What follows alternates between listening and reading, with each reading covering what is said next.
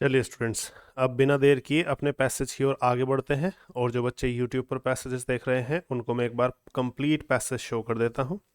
ठीक है, ये रहा आपका पैसेज और इसको अटेम्प्ट कर लो हमेशा की तरह से एक बार मेरे अटेम्प्ट करने से पहले लेक्चर को पॉज करके। और ये रहे इसके सारे ऑप्शंस। ठीक है, और जब मैं हिंदी बता दूं, इसकी सारे आंसर्स बता दूं, तो फिर लास्ट में अपने आंसर्स बताना हमेशा की तरह से कमेंट बॉक्स में। ठीक है, चलो तो पहला क्वेश्चन या पहला सेंटेंस देख लेते हैं। ध्यान से सुनना, समझना। ब्लेस्ड इज द मैन, किस्मत वाला है वो व्यक्ति। समझना, ध्यान से सुनना और सेंस देखना। ब्लेस्ड इज द मैन और वुमन, किस्मत वाला है वो लड़का या वो लड़की या वो आदमी या वो औरत, है ना। इनटू हुज लाइफ, जिसकी जिंदगी में has come the beauty and power, जिसकी लाइफ में सुंदरता और ताकत आई है इस तरह की किसी चीज की। सच्चे का मतलब इस तरह की या इस प्रकार की, इस तरह की किसी चीज़ की सुंदरता, खूबसूरती और ताकत जिसकी ज़िंदगी में आई है, ऐसा व्यक्ति या ऐसी औरत किस्मत वाला होता है। समझ गए। प्राइज इट वेल, इसकी कीमत बहुत अच्छे से लगाना। ऐसा नहीं है कि तुम इसमें कमी कर जाओ।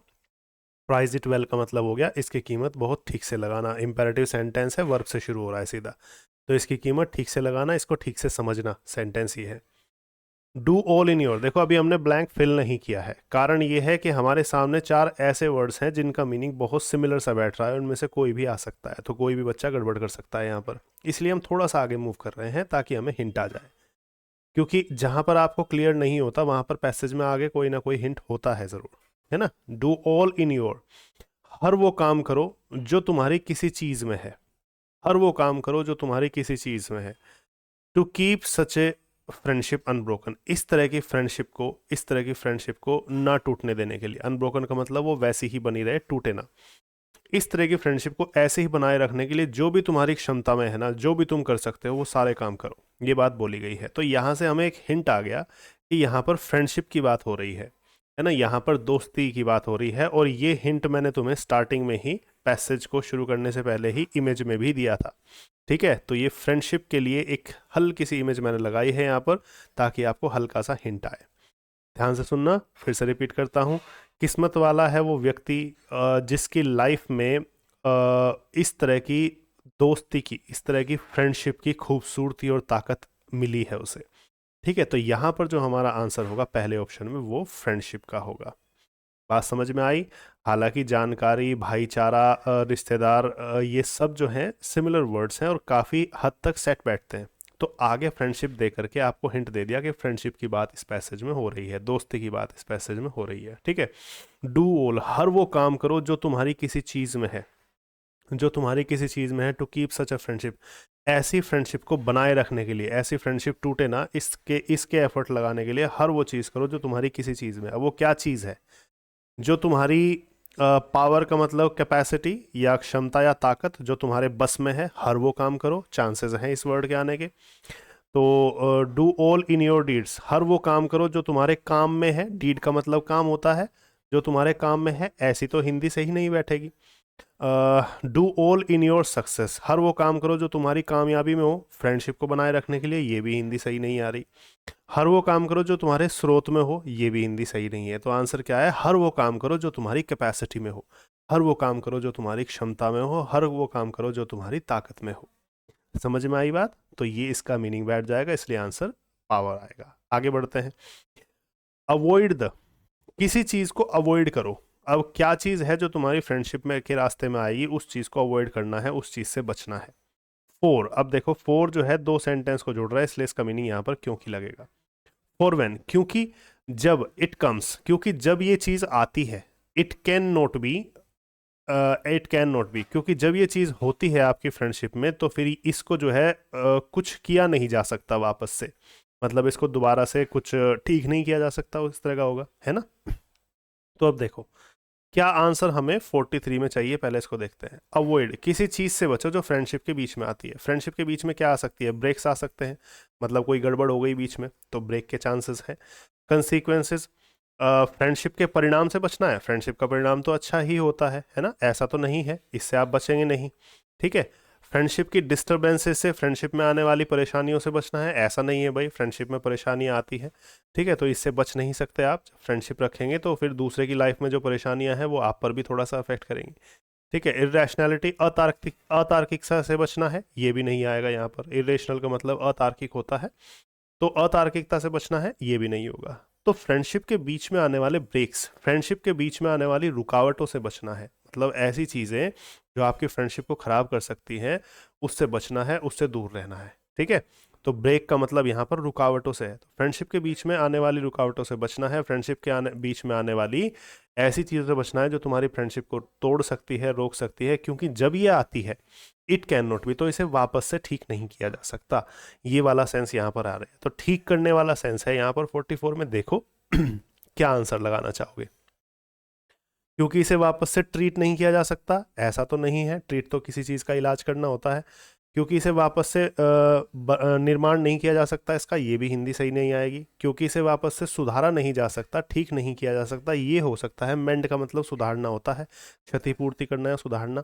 इरेडिकेट का मतलब किसी स्थान से किसी स्थान को खाली कर देना, ये भी नहीं आएगा। तो आंसर क्या बैठेगा, मेंड बैठेगा, ठीक है। क्योंकि जब ये रुकावटें आती हैं, क्योंकि जब ये ब्रेक्स आते हैं फ्रेंडशिप में, तो फिर इन्हें मेंड नहीं किया जा सकता, फिर इन्हें सुधारा नहीं जा सकता।